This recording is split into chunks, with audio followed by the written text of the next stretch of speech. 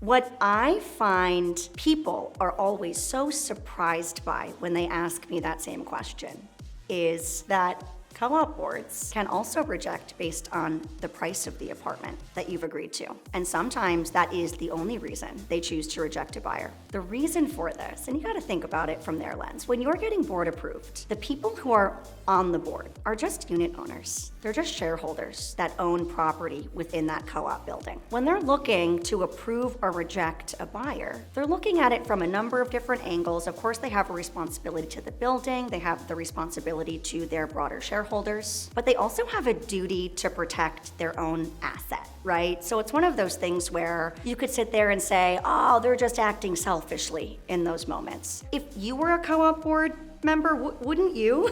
Right? I would. When you think about it from that lens, it makes sense. One could argue the merits of, should board members be able to reject a buyer for these reasons? Sure. But the reality is that this is New York City. Co-op boards are protected in the sense that they are allowed to reject for any reason. So ultimately, price becomes one of those reasons that ends up being super duper common. The moments where this happens most frequently is in slower markets where there's a lot of downward pressure on price. In those moments, board members are going to be more keen to not just look at the buyer as future shareholders, but they're also going to be looking at the price and comparing it against the broader trends of the building, because all they want to do in those moments is ensure that they're protecting the value of their home and also the other homes within the building. So it sucks when these things happen. I have to thank my lucky stars. I have not had a situation yet where I've had a buyer or a seller